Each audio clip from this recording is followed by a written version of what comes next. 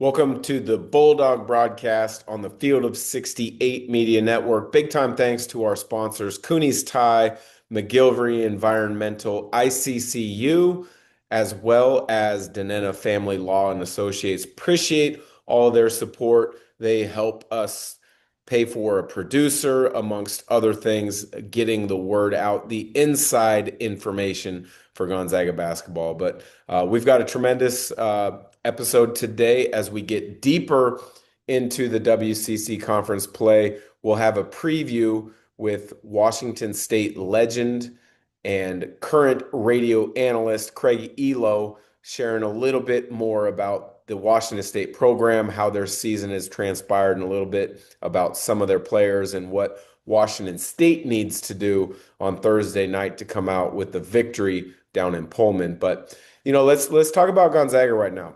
Big win over Santa Clara the other night. Graham Ike with another huge game, 34 points. When you watch that game, the outcome I don't think was ever in doubt. But I think what you saw was a team in regards to Santa Clara that gave their best shot and that tried a number of different things. They tried to attack inside. They tried to attack in the pick and roll. Clearly, based on the strength of their roster, they shot a lot of threes. They did not have the success from beyond the arc like they did last year when they had that surprise victory over Gonzaga where they knocked down 18 threes. But you looked at a Gonzaga team that I thought was fully in control throughout the game. Mentioned Santa Clara threw a number of different things at them. But when push comes to shove, you just see what a guy like Graham Ike can really do. And that's just be that constant force, that constant presence that you need a bucket to start the game. You need a bucket to coming out of a timeout. You need a big bucket down the stretch. You need to be able to extend a lead. You're going to Graham Ike, and it's evident in the fact that the other media members and coaches across the league recognize that as he's again the West Coast Conference Player of the Week. But there was that stretch. I want to say it was early to midway through the second half where I think it was a 20-ish to nothing run that really put the game out of reach for Santa Clara. You look at how did they do that? I think defensively, what this team is really starting to become good at is changing coverages. I don't want to say on the fly because it's not necessarily possession to possession, but it's changing coverages maybe out of a dead ball situation or changing coverages coming out of a timeout or off of a free throw. They're going to throw that three-quarter court press on you. They're not playing a ton of zone, but they'll have some zone principles within their man coverage and how they rotate or how they get in the gaps or how they're gonna invert things on the weak side. So I think it's a really good way to look at how this team is progressing throughout this year is that they're hitting more and more of their coverages defensively throughout the season. Big picture look at where Gonzaga is sitting right now. 17-1, ranked ninth in the country. Big week coming up. We mentioned previewing the upcoming Washington State game with Craig Ehlo, but the way I look at this game is Washington State sits at 8-10. They're 3-2 in the WCC. One of their two losses was just this past weekend at St. Mary's, and they only lost, I believe it was 6 points, but it was a close game. St. Mary's was in control early. Washington State came back, made it really a tight game down the stretch. And then, as St. Mary's always seems to do, they just control and manage the game over the last 6 to 8 minutes to come out on top. But some of the important things that Gonzaga needs to do or be aware of and take care of against Washington State is you always have to be aware of the three-point line when you're playing a David Riley coach team. They don't. I don't think they have the Bulldog fans. We know basketball is all about teamwork, hustle, and having someone you can trust in the clutch. Life isn't much different. When challenges come your way, especially family matters, you need a strong team by your side. That's where Danetta and Associates step in. They're more than just a family law firm. They're your advocates, guiding you through the hard files life throws your way with skill and care. In Spokane and beyond, Danetta and Associates are ready to fight for what matters most, your family. Call 509-325-0125 or visit padlawoffice.com to learn more. That's padlawoffice.com to learn more. Big thank you to one of our sponsors, Cooney's Tie. My family and I live on the north side of Spokane, and we absolutely going to Cooney's Tie, whether it is in person, whether it's takeout. The food is always phenomenal, as authentic of Thai food as I have ever had throughout my travels across this country. Unbelievable service, unbelievable price, unbelievable people that are involved with Cooney's Thai. Whether it's the pad Thai, whether it's the pad CU, whether it's one of their awesome curries, you will be thankful that they took great care of you. Again, Cooney's Thai on the north side. Check them out online today, cooniesthai.com. Whether you want to sit in the restaurant and you have tremendous service or order for takeout, it will be piping hot and ready for you when you show up. Thanks again to Cooney's Thai.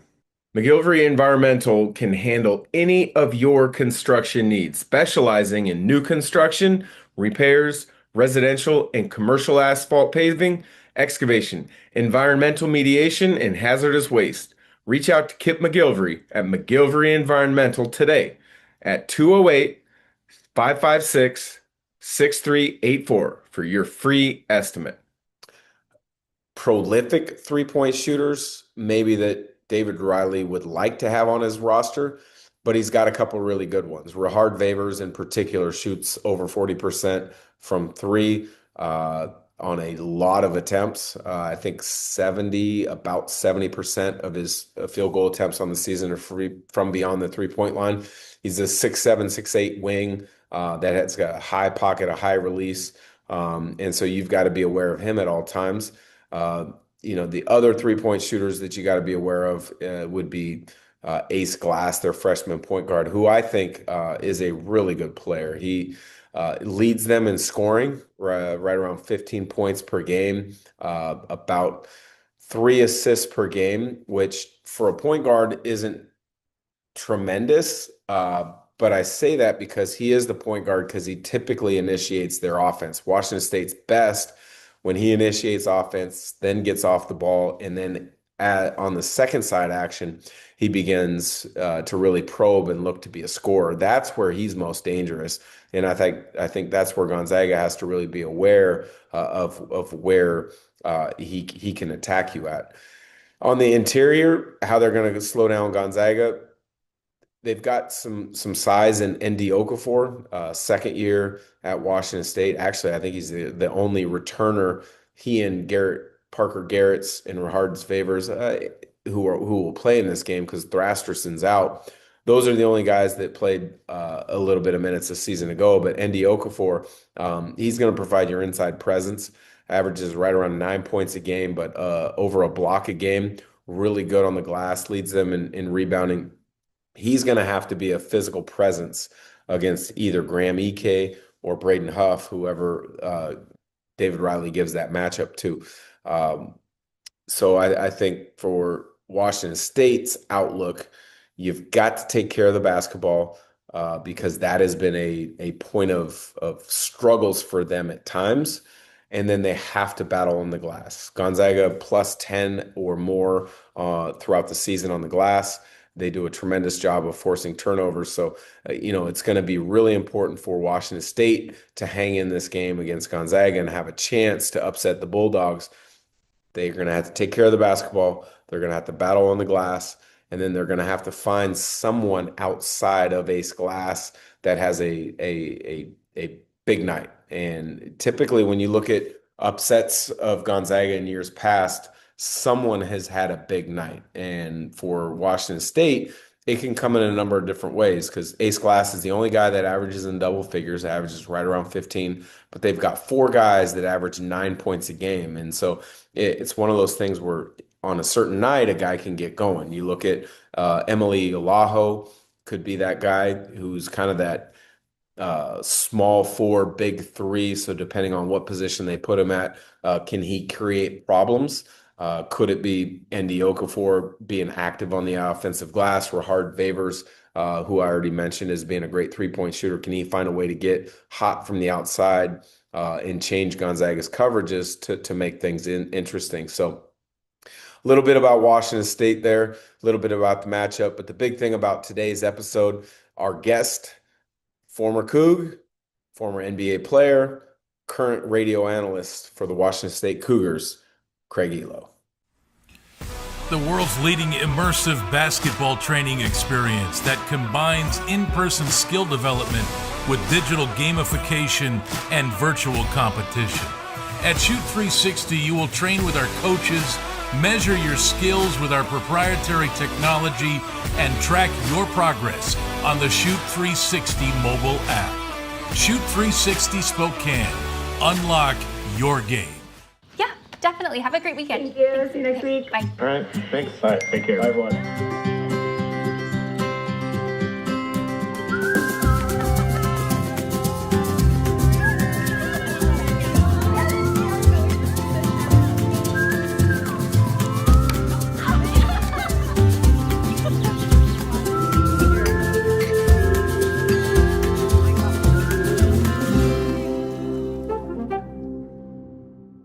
Have a special guest today to help preview the Washington State matchup on Thursday.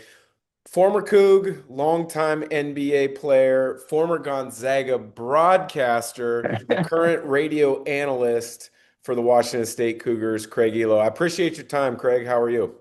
Oh, I'm doing great, Dan, and I appreciate you having me on. This is really special for Washington State to have Gonzaga come back down to Pullman. Well, let's talk about the team, Washington State. They're sitting at 8-10, 3-2 in the WCC, but they are a much better team than their record shows. Do you agree with that comment? And what are the biggest strengths of this basketball team? Yeah, I think when the season started, Coach Riley and his staff, pretty much replaced 13 people from the roster last year. So it was just a matter of those guys getting together and playing. And so they took some lumps in the non-conference. He played some tough teams, and I think it made them a little bit tougher. So we have some bright spots. I think EY Yalaho, he's been just a really pleasant surprise. He's a Finn guy, Finland actually, and we have a lot of foreigners on the team, but I think he's been kind of the composure, poised guy that slows us down. And then our freshman Ace Glass, man, we got lucky with him. Man, he's just offensively skilled, as good as anyone I've seen wear the Washington State uniform. He can really score in different ways. And the thing that we do, though, we turn the ball over. That's the main thing that cost us some games early on. And it's cost us, guys just not taking care of the basketball. And because if we make shots, we're pretty tough and we can hang with people. But if we're missing shots, there's just really been no consistency yet with that. And we really don't have an inside game. Andy Okafor is a returnee. So he does play big down there, and he is a rim protector, but he gets into foul trouble. So we don't go very deep. And that's probably pretty tough on our guys, to play that amount of minutes. Because when you look at the Bulldogs, man, their minutes are spread out among, 10 guys, I think. I was able to call the game for CBS Sports at St. Mary's. St. Mary's got off to a nice start, but you guys hung in there, and you guys had chances in the last couple minutes. So there's the talent starting to come together. What are the big keys in your mind for Washington State to defend the home court and come out with a victory against Gonzaga?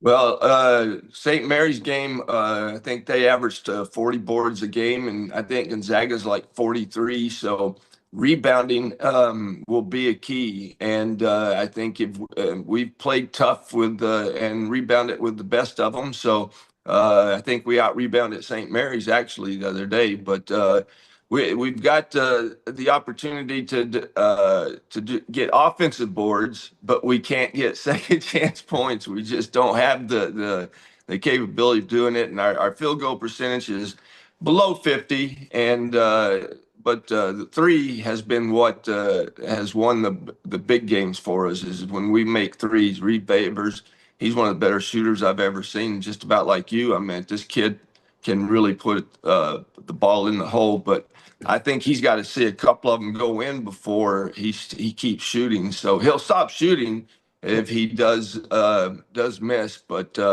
yeah, I think offensively we're gonna have to take care of the basketball and not turn it over and not give Gonzaga easy fast break points. And we got to handle their pressure. I mean, he keeps fresh legs out there every minute of the game, and I think that'll be probably the biggest key is handling their pressure and getting shots on most of our possessions. You had a tremendous career at Washington State. I believe you played under George Raveling, Yep. and you guys had a tremendous home court advantage. I've called games over the years down at Pullman. There's been some great crowds, and then there's been some days where, man, the Cougars are right on the edge. They just need a little bit more fan and student support. What do you expect to be the environment to be like on Thursday night when Gonzaga comes to town? Well, I don't think it will be at capacity unless Gonzaga brings a lot of people and fills those empty seats. But I do expect a nice sized crowd because those students at Washington State, they're just 78 miles down the road.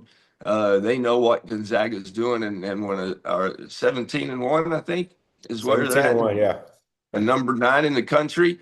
The previous staff with Kyle Smith, when we played Oregon or we played a couple of teams that were in the top 10, we did get good support. And got to tell you, they really did give us a home court advantage. There was some times that we needed energy, and they came through for us. So I'm hoping the Coug fans will do that, not just to come see Gonzaga play because they are number 9 in the country, but also to support their Cougs. Obviously, you're a Coug, right? And there's a lot of pride there. But you did spend some time around the Gonzaga program because you spent your off seasons and then you retired up to Spokane, and you did the broadcasting thing with Greg Heister for a number of years. Give us your insider take on the Gonzaga basketball program.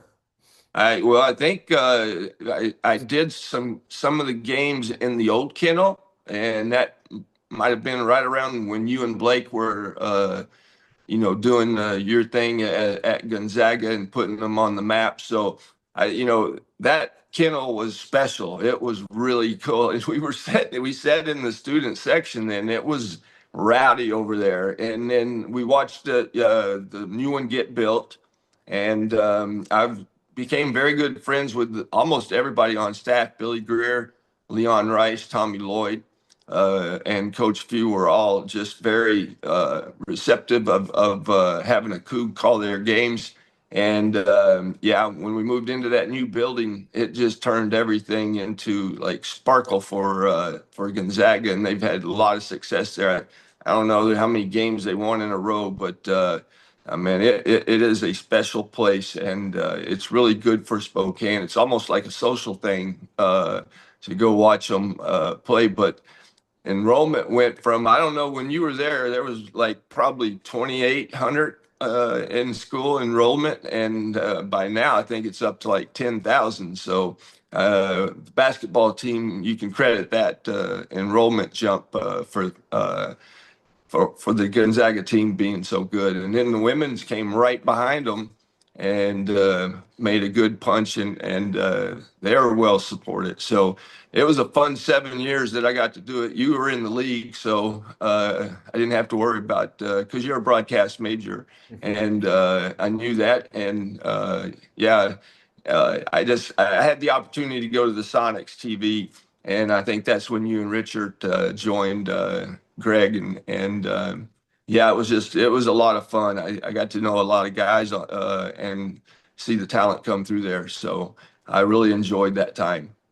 Awesome. Well, hey, thanks for the insight on your time at Gonzaga, but more importantly, the insight on the Cougar program. Because as mentioned at the top, I think the 8-10 record does not indicate how dangerous of a basketball team the Washington State Cougars are for Gonzaga on the game on Thursday night. So appreciate you joining. Have a great call on the radio that night, and I'm sure I'll see you down.